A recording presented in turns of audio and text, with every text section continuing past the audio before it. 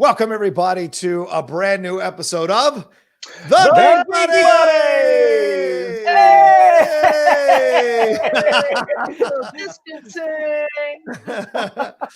So we are doing this thing remotely because of the coronavirus and the COVID-19 and everything that's happening. So we're doing this through StreamYard right now. So this is going to be a lot of fun trying it out this way. There'll be some stumbles, probably, and equipment issues maybe down the road, but we're going to try to make it all work as much as possible here. I am one of your hosts. I'm a writer, producer, and a co-host of other podcasts here. I am John Rocha.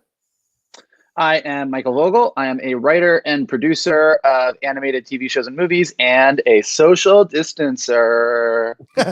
And this is Shannon McClung. I'm an animation writer and a television actor where you can be binging shows that I'm on right now, like Brooklyn Nine-Nine, like The Goldbergs, like 911. I love it. I love it. And today we're talking about so many things, and we thought we'd do it this way. Does this feel weird to you guys? This little coronavirus action that we're doing is a little weird to you all, or are you guys all right? It feels weird, because we didn't. I mean, everything has happened so fast that I think, as of a few days ago, we thought we'd all be getting together to do Geek Buddies as usual. And when we realized that was probably not the smartest idea, and now that we're all quarantined for the indefinite future, we're doing it this way. I think we now I'm looking at my face versus your face, and I'm like, oh well, now I think I want to order lights, I want to order a microphone, I want to order all these things. Don't know if they'll come in time. Who knows when things are going to be delivered? But this is fun. It's exciting. Yeah, I feel like a CNN pundit. I think Amazon said they're only delivering essential stuff. You might have to make quite an argument for lights. That's actually not exactly true. They're just not restock. It's a whole thing. There's a lot of misinformation out there about everything right now. Cut it out with the fake news, Shannon. Nobody needs the fake news. Non-essential. I'm just saying. I think you look great, Mikey. And thank you. This is the thing. When we're in a room together, it's very easy to look over and there's Mike, look over and there's John. Right now, I'm trying not to look at the screen. I'm just trying to look at this green dot on my computer. It's really hard. I kind of want to be like, come over to John's space, come over to Shannon's space. It's really exciting stuff. Hey, Mike, come here. I got to tell you something. Mike, hold on. Hey. Yep. These are my friends, ladies and gentlemen. These are my friends. Come on. Like everybody, we're all going a little stir crazy right now. So yeah, right. It's true. Yesterday I went and drove around for 2 hours. Just drove the car around because there were cleaners were here. So I was just like, screw it. I'm just going to drive around and do whatever I want to do. So that's what I did basically. I cleaned out my closet yesterday. I got rid of 8 trash bags full of clothes. So that was exciting. Your closet, damn Eminem. All right. Your closet in your bedroom or your closet in the living room? I did the closet in my bedroom. Daniel did the closet in the living room. We are cleaning everything out because we have nothing else to do. It's very exciting. And then I got so excited. I went to the grocery store. I went to pick up dry cleaning. It was the most. Right. It was the most I had been out in the world for days. It was wonderful. I can respect that. I can absolutely respect that. Yeah. So there you go. And that's the things we have to do sometimes when we're in this situation here. And I'm sure we're not the only ones. I'm sure all of you are going stir crazy as well with all the stuff you've had to do and everything that's going on in your lives. So we're trying to make it just a little bit easier for everybody to enjoy themselves. And we thought with the way we could do this without having to do it remotely. And we didn't want to stop doing shows. So that was certainly the motivation for us to do it this way. So because even though there's a bit of a quarantine, so anyway, there's news. For those of you who are first time listeners or watchers of the show, seeing it in this format kind of interesting. But what we usually do is we each of us tackles one geek news item. We all talk about it. And then we go on to the main topic. So that's basically what we're going to do. And in fact, I think what I'm going to do is just slide in my earbuds so I don't look so different than everybody else. Hold on. Ooh.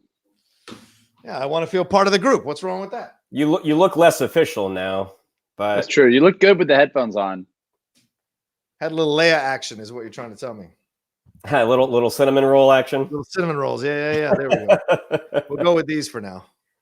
But yeah, so there we go. All right, that's better. How do I sound? Do I sound all right? Everybody You sound like an angel, like an angel. You sound the same, but right now, John, it looks like Vogel's big timing us with his wireless earbuds. I know. Yeah, well, someday we'll get there, Shannon. Someday we'll get there. Look at all that mobility. What a show off. I don't think the computer even can have who plugs things in anymore. Oh, nice. Well, I'm on the iMac, so I'm still using that thing to connect. But anyway, what we usually do, like I said, we tackle one geek news item and then we and then we go into our main topic. And our main topic today is for everyone who's there at home, is talking about, first of all, Clone Wars, finishing on that Bad Batch arc, but then also jumping into suggestions from all of us about stuff that's on streaming that you might want to visit for the first time. Because look, again, we all got a lot of time on our hands. I mean, seriously. A lot of time. Yeah. Although, to be honest with you, I've been so busy for the last week or week and a half, and it's, okay. All right. I'm just saying. You just saw the audio monitor spike when Mike decided to clap in a microphone. Clap later. Sorry, everybody. Well, it's just because, I'm trying to put up so much content on the channel. I just get super busy. And of course, I also have to find time for the lady, those kinds of things. And also some time for myself, for God's sakes. That's what I'm trying to do as well. So, but anyway, I hope you all are handling the quarantine okay. It's going to be on for a bit. So I hope all of you are figuring out your plans about what to do. And we're going to help you with the streaming side of things later on in the show. But we should jump into our geek news items. Who wants to go first? That would be me. Hello. So it was announced yesterday. Universal is making sort of an unprecedented move, is that they're going to be releasing some of their films that were still in theaters out on premium streaming. So they're saying that by, I think it's Friday, March 20th, they're going to be releasing The Invisible Man. They're going to be releasing The Hunt, and Trolls World Tour, which was supposed to come out in April. They're actually going to release that day and date. So the theater owners kind of had an agreement with the studios about, like, there's a window where you're not going to release movies at home on Blu-ray. I think it's 3 months that you got to give us that 3-month window. Well, considering the circumstances, they're kind of relaxing that. It'll be curious to see once this is over, if the studios are going to make a bigger play to kind of release things when they want to release. But so far, what do you guys think of this decision? Dude, I'm just grateful. I need things to watch. And as you guys have said, I think you guys both have already seen Invisible Man. I haven't seen it yet. So I'm like, great. Like on Friday, I'm like, oh my God, awesome. I got Invisible Man to watch. I got Trolls to watch. Yeah. We had actually covered The Hunt, months ago when it had gotten pushed because of political reasons. And so that's just definitely something that ever since we covered it, I've been really interested in watching. I think it's great. Disney Plus kind of, I guess, kicked this trend off with releasing Frozen 2 early last week. And then Universal's continuing this. And I was talking to a friend of ours, Gabe, is really hoping that maybe Disney just kind of says screw it and releases Onward early, since obviously that's not going to get any more box office right now. And I think there's probably some kind of financial calculation there of clearly there's no box office happening, so it's not going to make money, and at least this will allow them to recoup some stuff. But also I think there's a little bit of just goodwill. I mean, everyone's doing what they can to help the world get through this, and one of the ways we're going to get through this is to stay entertained while we're all stuck at home, and this is a great way to do it. Yeah, I don't disagree with you, and it's smart on the studio side of things because like you said, it gives goodwill to the viewers, to the fans. Hey, we're going to put this. We know you can't go to a theater to see this, but we're going to try to recoup some kind of money in this situation because all these titles, except for Trolls, have already crescendoed at the box office. So they were on the back end of their box office making abilities. So it makes sense to put it out here to get as much as you can from people who want to do do $20 for a movie or whatever, and you get to share it with the family. I'm not saying that Invisible Man's a family movie, but certainly Trolls is. And The Hunt could be an interesting conversational movie for you to watch. Maybe you wouldn't have gone to see it in the theater, but hey, if it's $20 or $15, I can download it and watch it with my significant other or a couple of my friends, and we can have a conversation about it afterwards. So this is smart to release these movies. But a lot of people are saying, "Oh, this is a sea change. This is a sea change."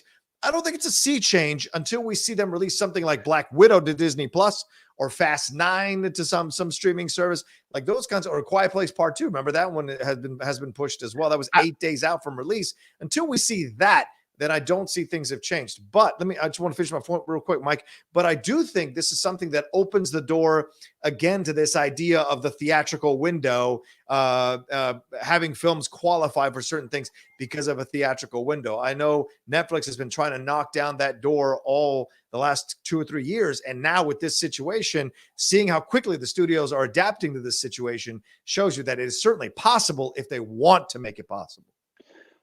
Yeah, I mean, I don't know if it's a sea change or not, but I do think that we are living currently in extraordinary times. We are living through something right now that none of us have ever lived through before, and nobody in the digital social media age has ever lived through. And so I think that at least for the extent that this is going on, as things are moving and changing and movies are getting pushed, and we don't actually know how long things are going to be different. It's not going to be 2 weeks. Like we are in this for a long haul. And so I think it remains to be seen how much it changes. And kind of to your point, it remains to be seen once this is done, once we've all come together and worked through this, how that changes the landscape moving forward. Yeah. Now, how early did Frozen 2 get put on Disney Plus? Like 2 or 3 months? I mean, it was past its theatrical window, but it was still well within the, there's the theatrical window that Johnny was talking about. And then there is the Blu-ray to streaming, like for home video and home entertainment, they want a certain period of time where they're going to make their money on the people that just can't wait to see Frozen 2 on Disney Plus and want to buy it on iTunes or want to buy it at Target. And then it will be on streaming. And so I don't know what that window is, but they definitely pulled it up. Yeah, and the same thing with Rise of Skywalker. They shot that one up, I think 1 or 2 weeks ahead of time as well to take advantage of people who are sitting at home. I'm sorry, I'm not familiar. What is that film? You're coming in a little fuzzy here. It's the film where a clone can have babies. That's the film. I mean, like Disney, you got to give kudos to Disney because Disney doesn't have to do this. Disney's got a crap ton of money. They don't have to do this. So for them to do this first with Frozen, I think signal to the other studios as well, like, hey, we're doing this. So the other studios like, well, if Disney's doing this and they don't need to, then we should definitely, because then it becomes a competition, right, Mike? You know this being an executive, right? It's a competition amongst the studios. So if Disney's going to do this, well, shit, we better jump on it and do it right afterwards. So it just I got to tell you, I've watched Frozen 2 3 times so far. Wow. And as everybody knows who listened to our Onward spoiler review, all 3 of us are big fans of Onward. And like, I would love nothing more than to be able to sit on my couch and watch Onward right now. So that could be next. Why not? That could be next. That's also a film on the back end of its box office, and having it being downloaded could increase the revenue where they were looking at a possible loss. This could maybe turn into a possible gain for them, and people could discover the film all over again who maybe wouldn't have gone to the theater to see it. Well, and for Universal, I mean, I don't know, like I don't buy a lot of movies to stream right when they come out, so I don't know if this is normal, but that you purchase one of the movies from Universal, Invisible Man, The Hunt, or Trolls, that you have it for a 48-hour window. Now, if you have kids at home, having Onward or Trolls playing for 48 hours, like that's a fantastic way to entertain the kids for a little bit. Right. Keep them out of your hair is what you're trying to say. I don't have children. I can't say. I think that's what you're trying to say. To keep them out of your hair. I don't have enough hair to keep them out of. Hey-oh. Now you're talking. The other thing, I'm going to ask you guys this. And look, I know Michael's going to get mad at this question because it's coming up again a second week in a row. But Snyder cut. Is this about the Snyder cut? I'm going to talk about it. Like, does HBO Max now look? You're going to get us in trouble, you know.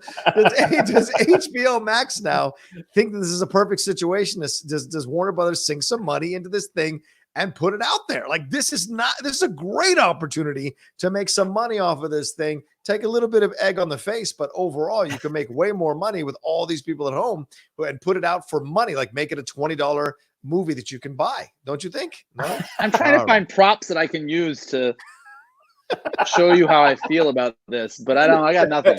I think the passing out off camera, I think that worked. I think that worked. Do you think it's ridiculous? Do you think it's ridiculous? They wouldn't do that. Well, didn't he say that he needed to film some extra stuff? Yeah, though? Yeah. I actually, that would be like putting my own feelings about it aside.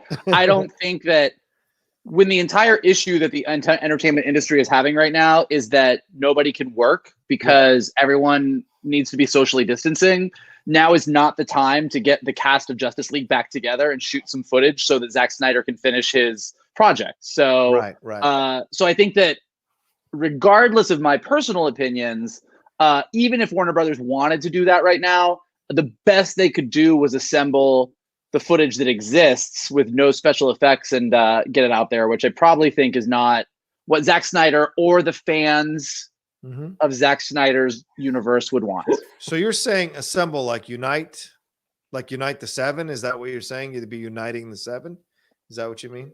I thought that was the 7 Seas and not Justice League. Didn't somebody tell me that? I thought it was the 7 Seas. Yeah, I know exactly who told you it was the 7 Seas. I know exactly who that was. Anyway, I think this is an interesting thing to take a watch. I think for all three of us who've been around for a little bit, this is such an interesting change. And this is the first time. Remember, Soderbergh did this with Bubble, right? And Mike Judge, I think, did this with his film about in the set in the factory. I can't remember what the name of that one was. They dropped it on the same day in the theaters and for digital and on demand. So it has happened in the past as experiments, but this could now be the modus operandi going forward. And because I'll be honest with you, in my opinion, I think they're only telling us 2 or 3 months out to because I think this is going to last for a year. I have a weird feeling it's going to last for a year. And I think they're telling us July. And then when we get to July, they'll be like, wait till September. And wait till September, wait till January. And then finally it'll start to kind of calm down around April. I don't know. Well, there's an Axios report that's out right now. I mean, there's a bit getting into Corona for a minute. Like the reason a lot of people are saying that the reason that both the UK and the US government shifted so drastically this week was because of a report that came out from, I believe, the London Imperial College. Hold on, I'm trying to find the text the London Imperial College, you say? The Imperial College in London that had I was close. Had an entire report that came out that kind of talked about basically they had done an entire model on the difference between doing nothing, doing sort of a basic level of stuff, and then full suppression. And they've said that basically what we're waiting for is for a vaccine to get done, and we could be looking at up to 18 months because it takes about 18 months for a vaccine. Not 18 months of sort of where we are right now today, but definitely 18 months of things not being normal. So it's not, I'm not saying that it's definitely going to be that, like, we actually don't know what's going to happen, but we're in for a lot more than just 2 weeks of differences. So I do think, to your point, the studios are going to have to shift and change with this a lot. And I do think that things like what Universal is doing, things like Disney releasing Frozen 2 Plus on Disney Plus early, I think we are going to see more of that. Yeah, and I think one last thing I want to ask you guys, I know we got to move on to our next topic, but do you think overall, did I lose it? I think I lost it. Oh, well, it'll come back to me later on. Oh, well, I was going to ask something about the overall vibe of the movies.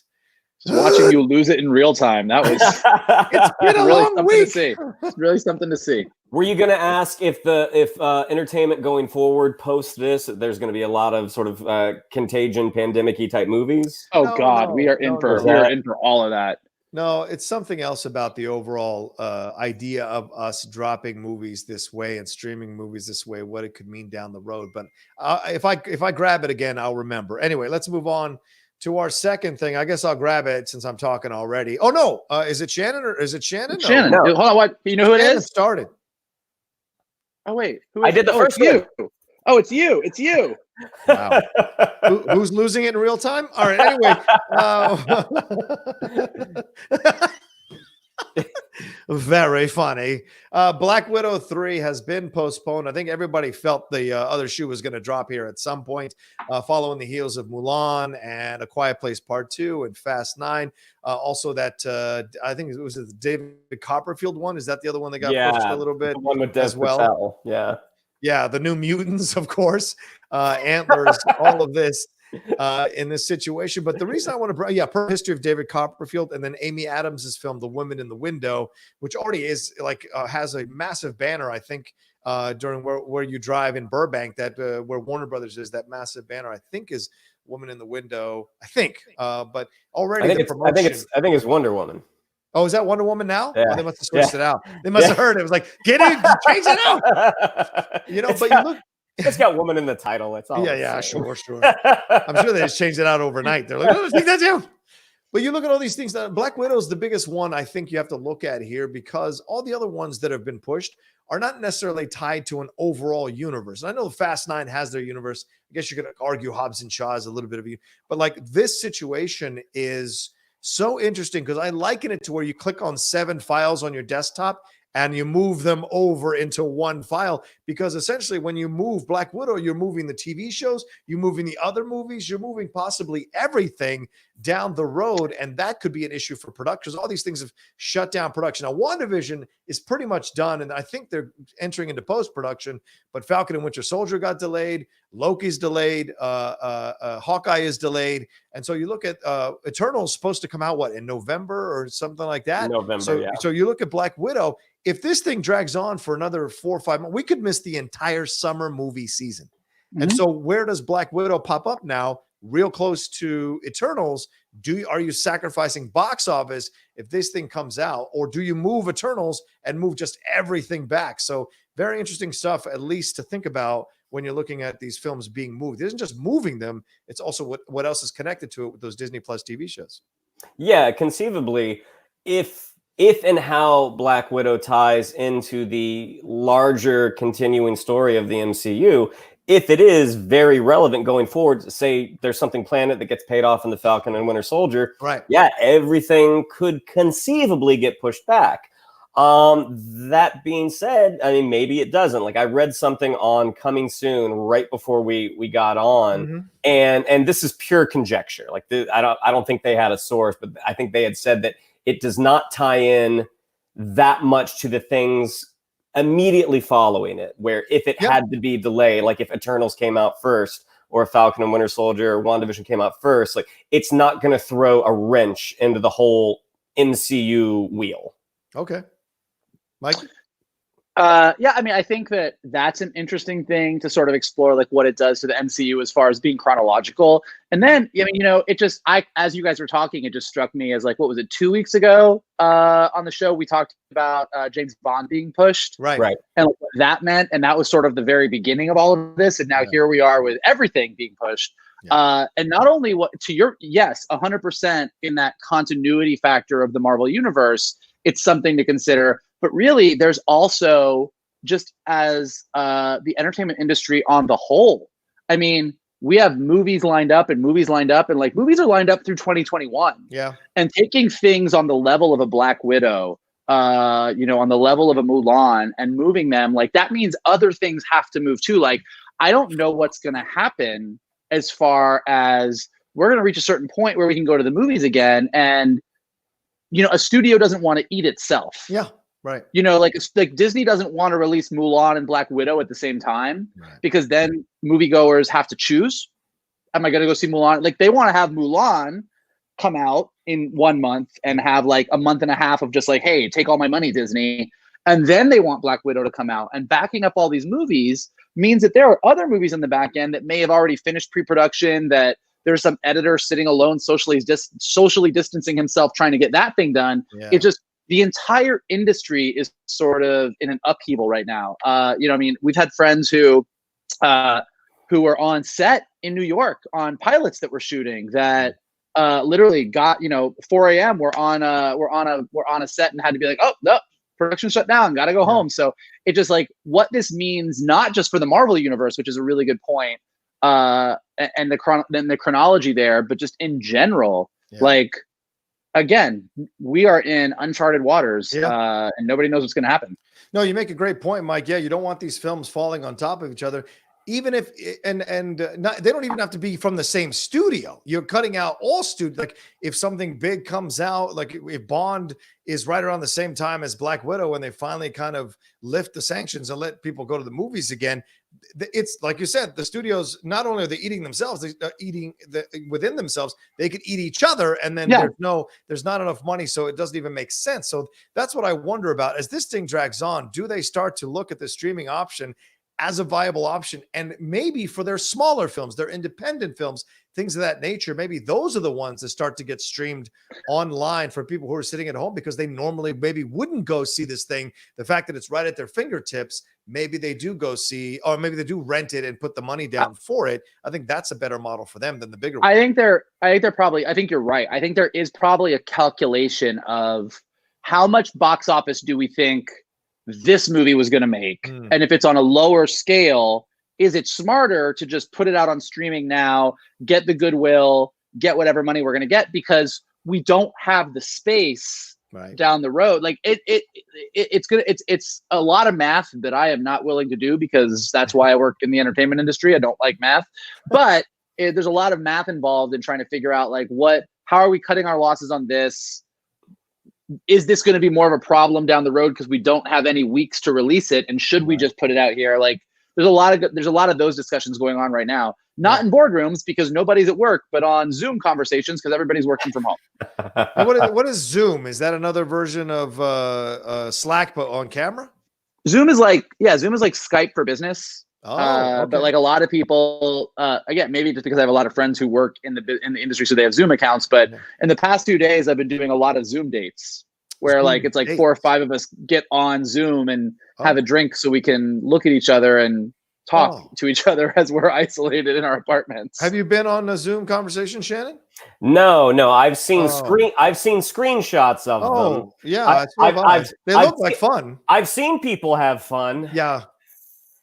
Hey, I don't have a Zoom account, and if I did, you're all invited. Don't get mad at me. Maybe we'll do a Zoom Geek Buddies where we just all hang out and post about it all the time and watch our friends go, hey, why wasn't I invited? Well, we'll see. We'll see. That's another hurdle to tackle here in these uncharted waters, as Vogel said, that we're walking into. All right, when he comes back on camera, Mike will have our third Geek news item. Are you okay there, Mikey? So my third Geek news item, there it is. Non-corona related, just a really kind of fun rumor and exciting for once we are hopefully past all this. Kevin Smith was on, I forget where, but Kevin Smith was talking about Spider-Man 3, the follow-up to Spider-Man Far From Home and Spider-Man Homecoming. And according to him, this is completely rumor and conjecture. So if it doesn't end up being true, come to Kevin Smith, not us. Right. But rumor being that Charlie Cox will be reprising his role as Matt Murdock / Daredevil in the third Spider-Man movie, presumably to help Peter Parker with his legal woes after being outed as Spider-Man by Mysterio and J. Jonah Jameson. So a couple things. Like usually when it's just a rumor kind of from one source, you're kind of like, it's Kevin Smith, so at least it's a rumor worth discussing. And also it just really makes sense.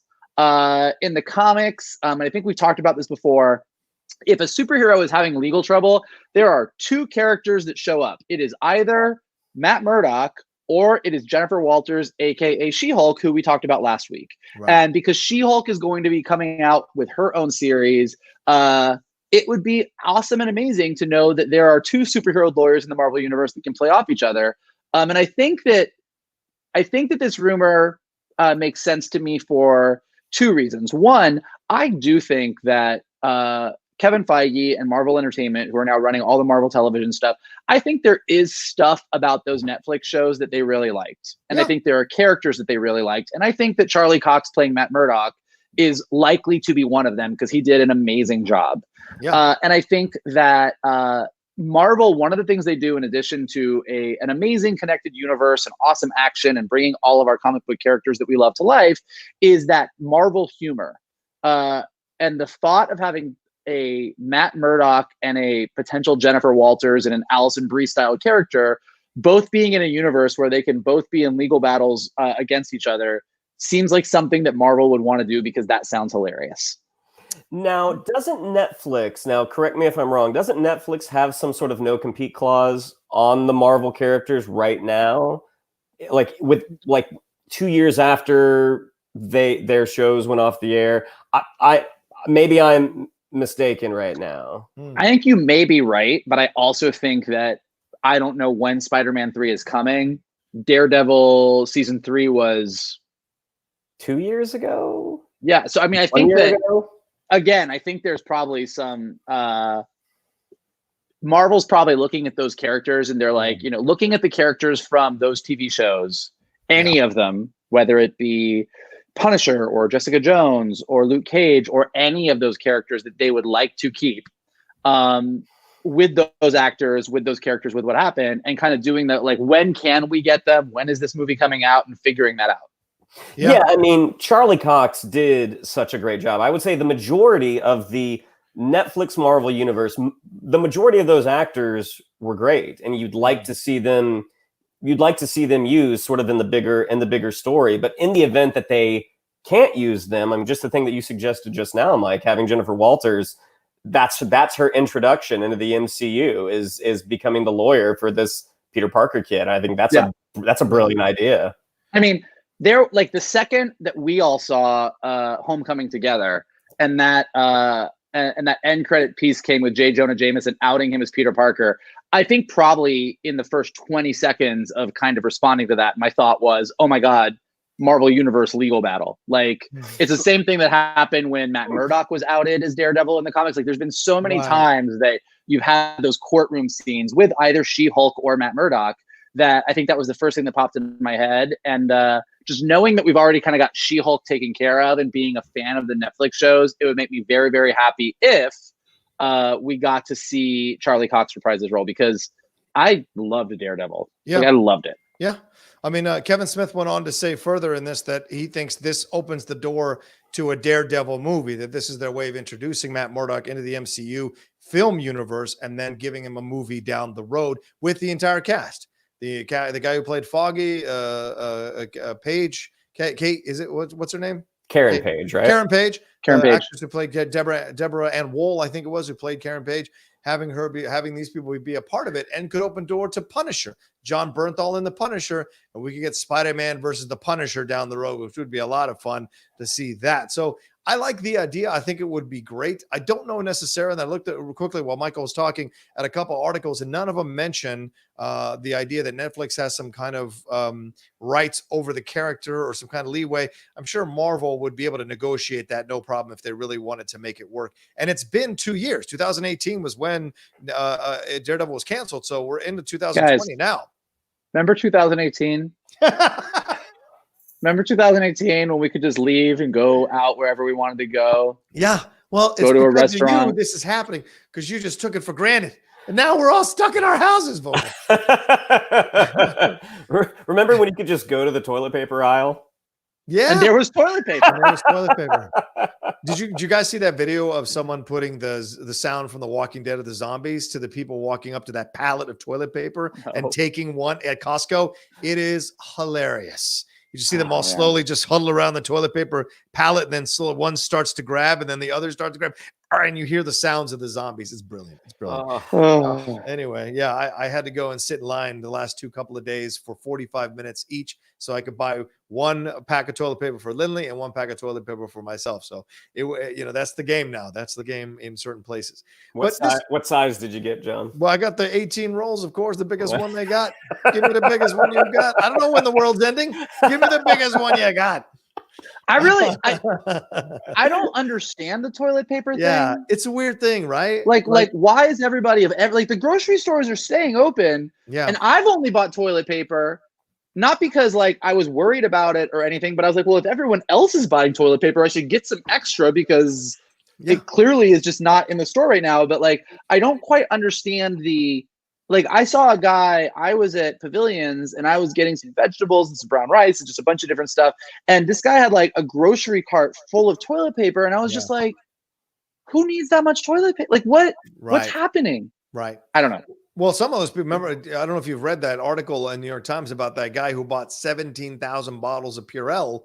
He drove 1,400 miles round trip and just bought out all these stores. And then eBay, after one day of selling them from $8 to $170 a bottle, eBay and Amazon came in and said you can only sell one bottle a day. And then eBay said you have to prove with a receipt that this is yours, and then you can sell one bottle a week. I think it was one bottle every couple of days. So this guy's like sitting here with pallets and pallets of Purell. So people are a-holes, and then people are desperate. Well, people are buying toilet paper for their a-holes. Hey-oh.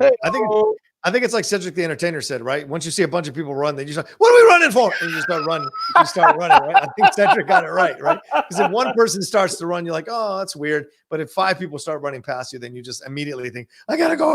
What's happening? I think it's the same thing with the toilet paper. So it's been an interesting thing to see people outside at 7 a.m. Lined up in front of the Smart and Final. It's nuts. If you are that guy who bought 17,000 bottles of hand sanitizer, why on earth would you give an interview? Why would you let them take your photo? Oh, for attention, because that's why you did it anyway.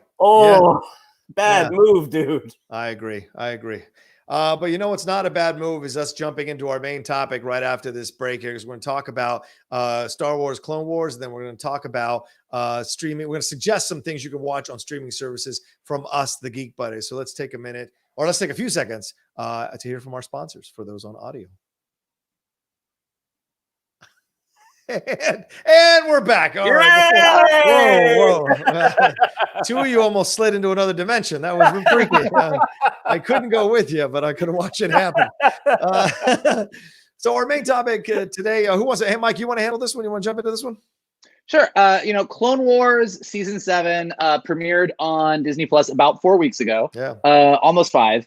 And, we've actually had some people asking if we were going to cover it. Are we going to talk about it? I think we were all feeling like we had hit Star Wars a lot in the past several weeks, talking about Rise of Skywalker and the High Republic and everything else that was coming.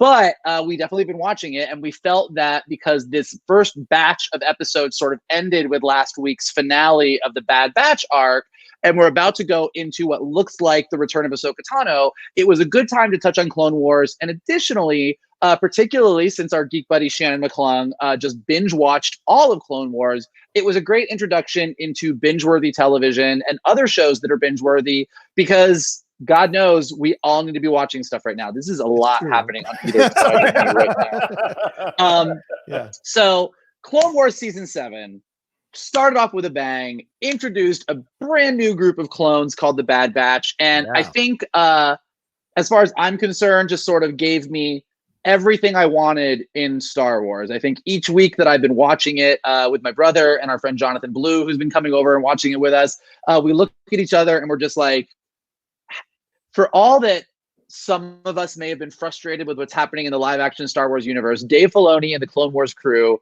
sort of continue to deliver exactly the Star Wars that we want and need right now. And Bad Batch is no exception. What did you guys think?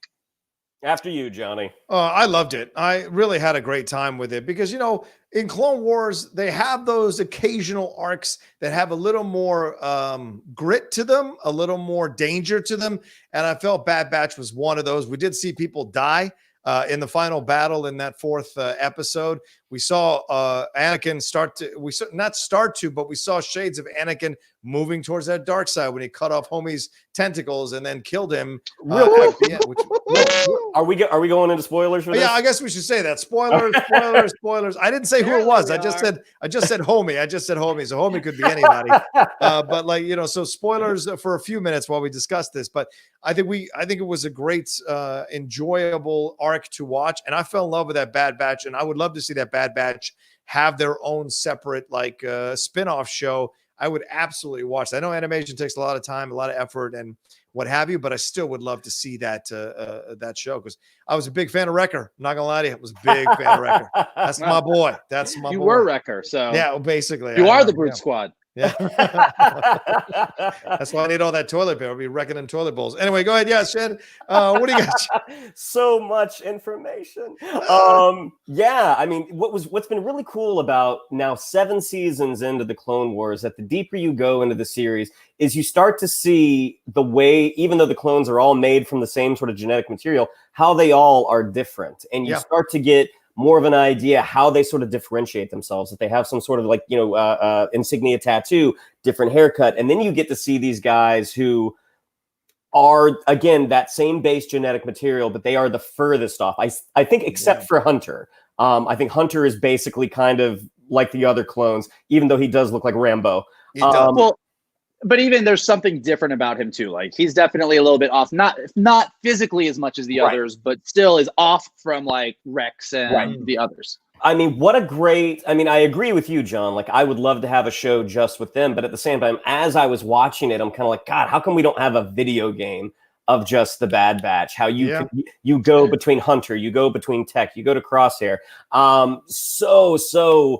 So much fun to watch. And just seeing how their armor is just a little more badass. Like I look, and this is not to harp on another entry into the Star Wars cinematic universe, but I'm like, that's red armor that I think looks really cool. Yeah. I think both of you guys are right. And I think what's great about it in general, and kind of what both of you guys are hitting on, is all you want in these giant universes, whether it's Marvel or Star Wars or Harry Potter or anything, is we want to be continually falling in love with new ideas, new characters, new worlds, new places. And the Clone Wars makes it look effortless. I mean, these guys showed up. Like, the Clone Wars took something that a lot of people felt was problematic about the sequels, which was the clones themselves, and made them fascinating characters for 6 seasons. Like, we all fell in love with Rex. We fell in love with Echo. We fell in love with Fives. We fell in love with all these characters. And then they give us the Bad Batch, and it's like, oh, shit, they did it again. Like, I'm obsessed with these characters. They're really, really great. In addition, without getting too spoilery, you guys are right. Like Anakin, they've definitely upped his dark levels for season 7. Post Ahsoka leaving in season 6, he definitely seems a little bit darker, a little bit more troubled, a little bit further down that road towards where we all know he's going. Padme, who's in it briefly, is great and amazing. Obi-Wan is amazing. Mace Windu's amazing. Like, it's just an exciting, amazing world. The action is spectacular. Clone Wars season 7 looks more beautiful than seasons 1 through 6 combined. It's just gorgeous looking.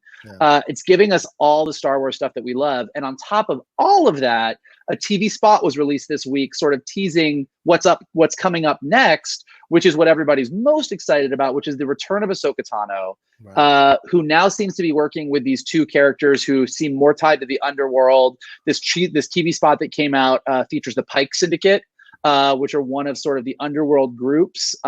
So looks like that's kind of the direction that we're going to be going. That's going to get us towards that ultimate Ahsoka Darth Maul battle that we all saw teased in the trailer. It's everything. I feel like clearly we all have I think geeks on the whole, whether you love Rise of Skywalker and hate Last Jedi, whether you love Last Jedi and hate Rise of Skywalker, whether you fall somewhere in between, I think it is safe to say that all geeks have a challenged relationship with the Star Wars universe. It's something we all want to love 1,000%. And for one reason or another, we don't all love it. And I think that Clone Wars is just giving us all the things that we want to fall in love with it all over again. Yeah, and I think that's what's fun about it, to be honest with you. And I think you make a great point, this idea that it looks better than the first 6 seasons. You had all this time in between the season 6 ender and this coming back. They use the Bad Batch as kind of their way of reintroducing you back into this world of Clone Wars. And it was something they'd already released. There was these 4 episodes in a different form, not quite as fleshed out as you saw it in these episodes here. So it was relying on material that already been out there. So I'm excited to see what comes up next in episode 5, which is Ahsoka Tano stuff, because this is literally walking into stuff none of us have ever seen before. So this will be absolutely a lot of fun. And Disney Plus, you look at all the things Disney Plus has to stream. You mentioned Frozen 2 earlier in the show, Mikey. There's so much that Disney Plus has on it to enjoy, and Clone Wars is only one. In fact, they have an entire Star Wars section where you can just dive into that for like 3 or 4 days and enjoy yourself from there. So there's so much on these streaming services to enjoy now while you're at home and to catch up on. I think that's the most important thing, is catching up on it. Oh, and now I remember what I was going to bring up in the first section in this. Here we are. Do you think that these independent movies and these smaller films are the only ones that are going to now go to streaming, and the big ones will become event films where you go and see them at the Cinerama Dome or the IMAX or the bigger, and they charge you a heftier price for the ticket. Does this now break down that wall for the studios to consider the fact of, well, maybe we shouldn't, or maybe we should only make these movies for a certain amount like Netflix does and just put them out for streaming and don't even bother giving them theatrical releases? That's what, I guess that was the other question I was going to ask you guys. Are you meaning how like Netflix is doing sort of big budget movies, or are you talking about how with a Marvel movie, theaters might be able to charge more than like what a normal ticket would be? That's what I mean. Like Emma that just came out a few weeks ago. That's something that you could have easily put out on streaming, no problem. And I wonder, because people have been pushing back, critics and fans themselves, like, all these big blockbusters are killing movies, What they mean is they're killing these smaller, more independent, more adult-driven, mature-themed movies, even though I would argue there's adult and mature themes in these superhero films. They're claiming that they're killing them. Well, is the way out, now that we've kind of broken down this wall, is the way out to start dropping these films directly to streaming services that coincide or correspond to the respective studio of those films, and only the big ones get released? Are these theaters going to get shut down now en masse over the next few months? You know, AMC is in danger right now, and AMC is one of the biggest chains ever, but you're looking at like Regal Cinema, or when we go the Landmark stuff, like those smaller ones, are they going to get shut down because there's no financial help for them? So do those movies that would normally screen in those places and find a home in those places, now do those go to streaming services, and the only theaters left are the massive technologically advanced theaters, so they can charge like $30 a ticket or $45 or $50 a ticket for you to go and have that experience, that communal experience at the highest levels of technology? I wonder. I would certainly hope not, because even though there are certain films that are made to be seen on a grand scale, like your Marvel movies, like your Star Wars movies, as you said, John, movie-going is a communal experience. I remember going to see Good Will Hunting in a packed theater, and even though that is not a movie you need to see on a big screen to understand the complexity of the story, sharing that with another individual, sharing that with a theater full of individuals, it still makes for a great movie-going experience. I remember seeing Shakespeare in Love at the AMC 20 in Tallahassee when we were in college. And I remember, even though we all know what happens in Romeo and Juliet, like when Juliet wakes up and everyone at the Globe Theater in the movie gasp, like the theater literally, like everyone was like, so Shannon, I think Shannon's right. I do think though that this is kind of, this speaks to sort of the world that we're in right now, is even if that did happen, even if you were right, and for whatever reason the studios decided that only the big tentpole special effects franchise movies were going to be in theaters and everything else was going to go to streaming, that would probably down the road ultimately be the death of those tentpole films. Like, I think that ultimately people would get tired of just those being in movie theaters, and some small scrappy studio would start releasing something counter programming to that, and everybody would flock to it, and it would make a ton of money, and it would be this big box office, and then we'd see all these articles that would say that everyone's tired of tentpole films. Like, everything will swing the other way eventually. We should just enjoy the time that we have with these franchise films and know that eventually something is going to come to take their place. Yeah, and we'll see what happens down the road. But let's jump back into our main topic, and I apologize for diverting us a little bit, but we wanted to talk about what we enjoy, what we recommend to our fans who are watching or listening to us to watch on streaming that maybe they hadn't thought about, or maybe they hadn't remembered was on streaming. Who wants to go first? Yeah, I'll jump in. Okay. So one of the things we hear out here a lot is that one of the most perfect television series that has been made was The Wire. Now, that was on HBO from 2002 to 2008. I think it's only about like 60 episodes, so like 5 or 6 seasons. That is one of those shows that when people would say, well, what did you think of The Wire? I had no idea. I was just like, yeah, I was in Japan. I was in Japan 2 of those years. I didn't have HBO right when I first got out here. I missed that wave. I also missed the wave of The Sopranos. I mean, I caught up on The Sopranos about a year ago, and everything. And I've never been a big mafia guy, but watching The Sopranos, like getting further and further into that series, wow, just fantastic. So I just started The Wire. It was on day one of Universal shutting down to the public. I got through about 3 episodes, and while I can't say yet that it's one of the most perfect series ever made. I'm certainly very invested in the story, and something I actually tweeted out. Had no, like, I knew Dominic West was in it, but I had no idea that like Lance Reddick was in it. There were so many characters or character actors rather. Yeah. I'm like, oh, Idris Elba. Like, wait, what the hell? Like, I didn't know where Idris Elba came from. He just showed up one day.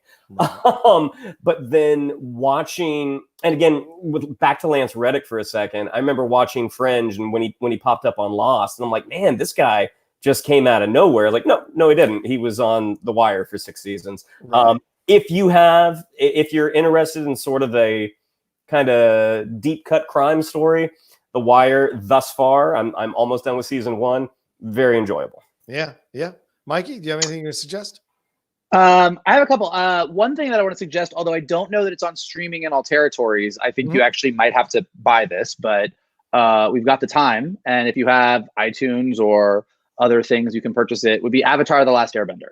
Oh, yeah. That's my big suggestion to everybody. If you're sitting at home and you don't know what to do and you're bored and you've already watched everything in Netflix and you have watched everything in the vault on Disney Plus and you haven't seen Avatar: The Last Airbender, I highly, highly recommend it. There's 3 seasons of Avatar: The Last Airbender on Nickelodeon, around 20 or so episodes each.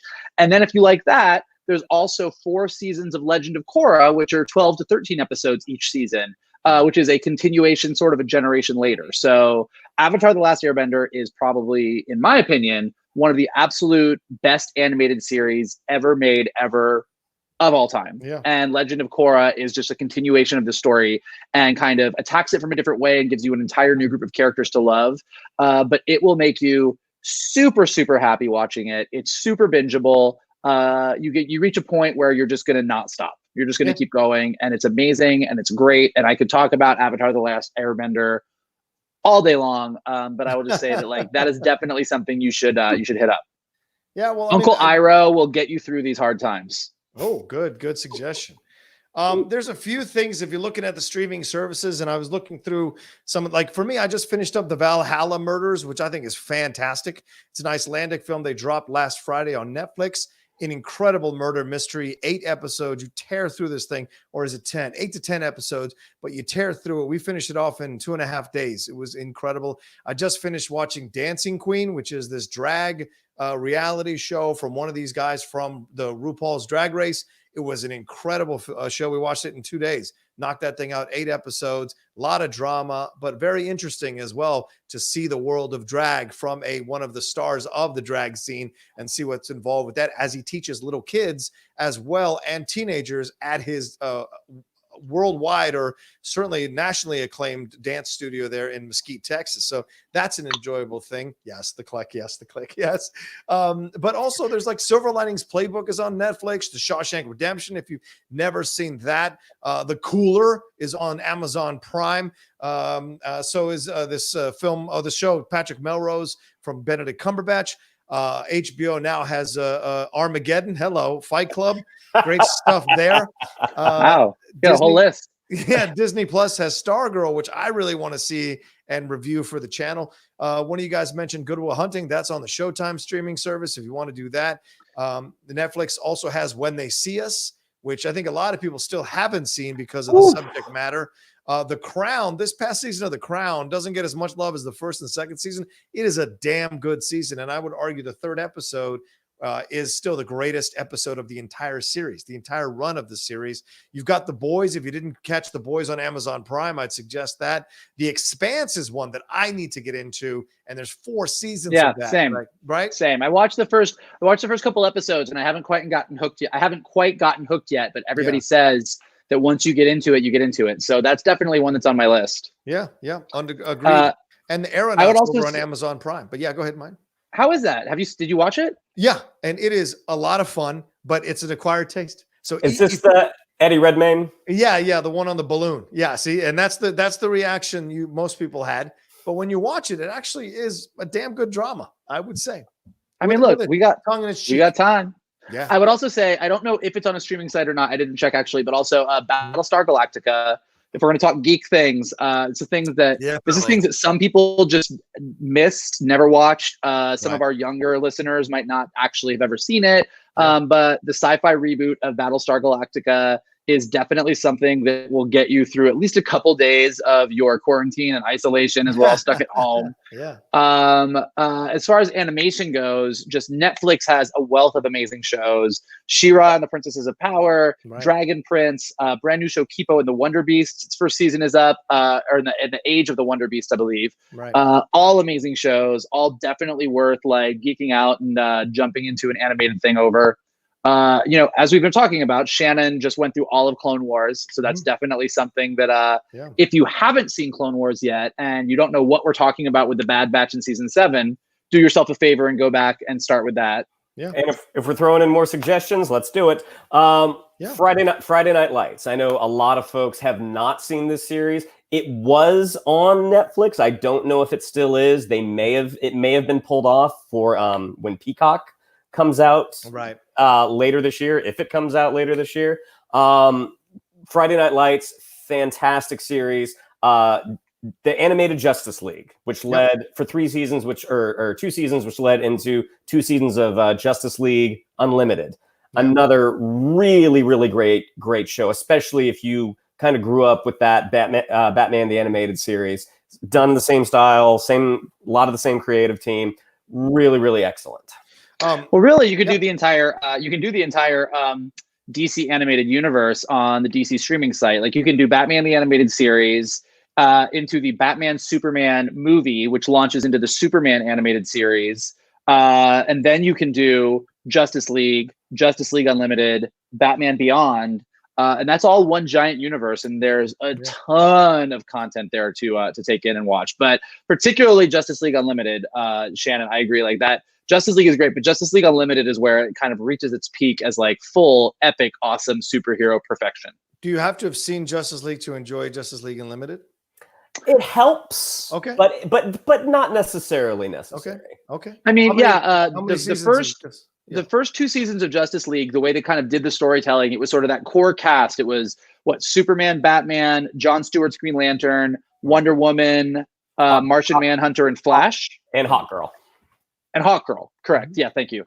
And the way they did it is like every episode was sort of a double episode. So it was always like sort of a 40-minute adventure, and like you would feature all the different DC villains. But it was a big 2-part adventure with those 7 heroes. And I believe at the end of those 2 seasons, they sort of ended with the idea that they built the Watchtower and recruited a bunch more heroes. So as long as you know that going in, I think that's all you really need to know. And then you open up, I think the first episode of Justice League Unlimited is like Green Arrow, Captain Atom, and Supergirl. Yep. Okay.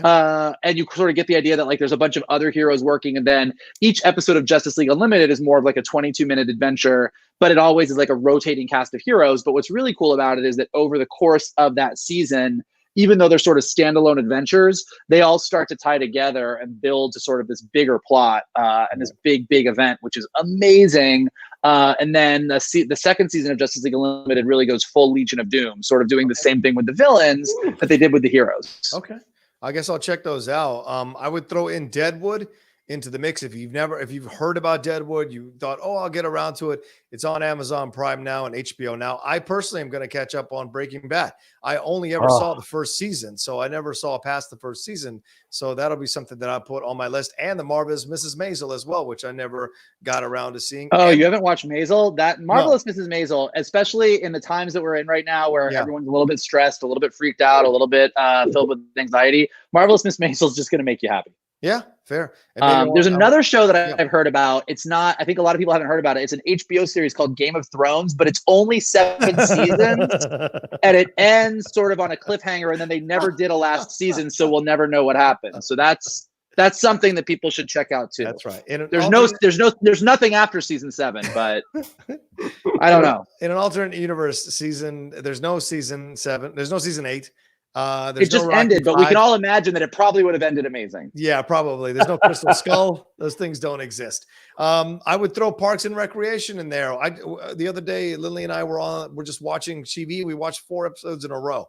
you just can slide in anywhere on Parks and Rec. You get the relationships almost immediately, and you just enjoy being back with these people. And I forgot how much I love that show. And just watching 4 episodes in a row, which is when Ben marries. Well, I don't want to give away anything. I don't want to tell you spoilers for people. But when Ben gets married, let me just say that when those 4 episodes of Ben getting married were fantastic, and so I love. Yeah, I watch as well. I keep rewatching season 7 of Parks and Rec over and over and over again. It's like my favorite. Yeah, you are the Ron Swanson to my Leslie Knope, Johnny. I would agree with that. I think you understood me. All the bacon and all the eggs that you have. Sports wise, I would recommend anybody who's crossing that Venn diagram with us, who's a sports person, the 30 for 30 documentary series on ESPN Plus. If you have ESPN Plus, that's one you should definitely take a look at. Also, Free Solo is a fantastic documentary that's on Disney Plus, and Sea of Shadows, which is on the National Geographic Channel. That's on Hulu actually now. That's something that you should definitely enjoy. And there's a 4-part documentary on Hillary Clinton that I certainly want to sit down and watch. It's really good. Yeah? Okay. Really, really good. I hear good things about it. And regardless of political affiliation, I watched that Mitt Romney documentary. So I like to watch documentaries on politicians so that I can kind of see how they tick and what makes them do what they do. So where is the Mitt Romney documentary? It was on Netflix for the longest time. It might still be on there now. That's where I saw it. Okay. And enjoyed it from there. So, but anyway, all right. Are you guys good? Do you feel like we've given them enough suggestions? I think we've given them a lot. We're giving you a lot of homework, everybody. Start watching. That's right. Well, that's this episode of the Geek Buddies. I want to thank you all so much for joining us and for putting up with this version of it, because this is what's going to be going forward because of the fact that we're all quarantined or self-quarantined because of what's going on with this coronavirus. But we are here. Social distance. We're all social distancing. Well, social distancing. That's a great way to put it. We all, excited to be able to keep doing the show, and I hope you all are enjoying it as well, and take some of our suggestions and let us know what you thought about our opinions on those subjects in the comments section below. Remember to like and share this video on your social media, and subscribe to my YouTube channel where you can get all the Geek Buddies content as well down there. Yes, and if you'd like to follow us on social media, on Twitter, it's at geek_buddies. On Instagram, at _geek_buddies. If you'd like to follow me on social media, it's on Twitter, it's at Shannon_McClung. On Instagram, at Shannon the Geek Buddy. If you'd like to follow Mr. Vogel, it's at MKToon. If you'd like to follow Mr. Rocha, it's at The Rocha Says. There you go. Mikey, what else you got to say? Here's what I gotta say.